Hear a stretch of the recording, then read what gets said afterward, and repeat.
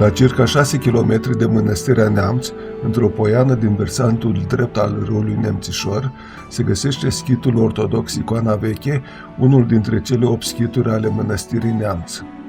Vedem cea de-a treia construcție a schitului, prima dintre ele realizată prin 1924 fiind abandonată din cauza alunecărilor de teren, iar a doua arsă în întregime în noiembrie 2010.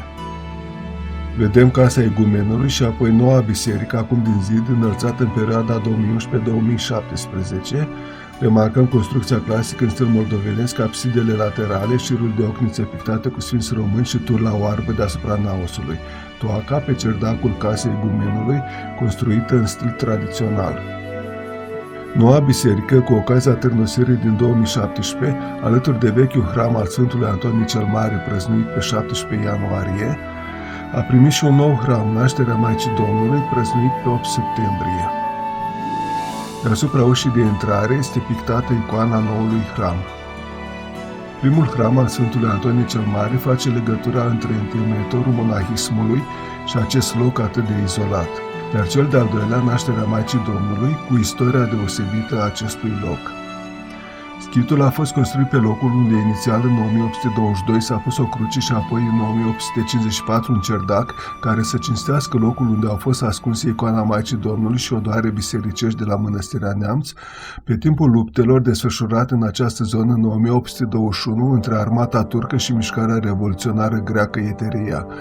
De o parte și de alta a ușii spre naos sunt pictați Sfinții Mitropoliți Cărturari Dosoftei și Varlam, iar deasupra Nașterea Maicii Domnului. Pe peretele opus deasupra intrării în biserică este pictată scena adormirii Maicii Domnului. La dreapta ușii sunt reprezentați în calitate de ctitori preoții Alexandru Argatu și Ilarion Argatul. Pisania deasupra ușii, iar în stânga, Înalt Preasfinția Părinte Teofan, Mitropolitul Moldovei și Bucovinei.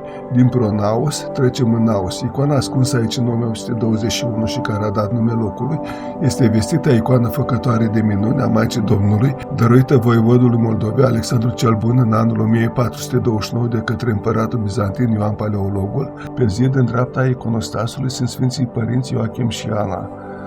În stânga iconostasului Sfântul Antonie cel Mare, iar pe zid Sfinții Împărați. Pe bolta naosului este reprezentat Iisus Hristos Pantocratorul, Atotputernicul. În perioada dintre 1854 și 1924, arhivele menționează pe Gordie Pusnicul, trecut la Domnul în 1870, care timp de 22 de ani s-a nevoit în această zonă, trăind în asceză deplină, descult și prost îmbrăcat, folosind doar iarna un mic bordei săpat în pământ. La stânga revedem icoana de hram a Sfântului Antonie cel Mare. Prin ușile diaconești aruncăm o privire în altar.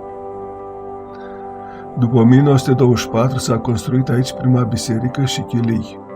Deoarece terenul era instabil după al doilea război mondial, schitul a fost practic abandonat. În anii 1946-1950 s-a construit pe Valea Râului, la vreo 2 km amonte, un nou schit, numit Icoana Nouă și în care au fost duse o parte din icoanele vechii icoane.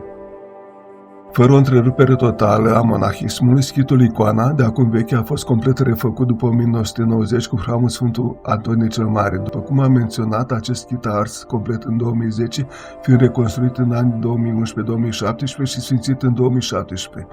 Pe bolta altarului, icoana Maicii Domnului cu pruncul, Împărăteasa Cerurilor. Tradițional fiind un schit cu puțini monahi și în prezent obștea schitului Icoana Veche este formată dintr-un singur viețuitor, egumen fiind ieromonahul Macarie Ionescu. Deasupra ușii de intrare în naos este pictată scena Pogorârea Sfântului Duh. Și ne luăm rămas bun de la acest schit cu o istorie de poveste.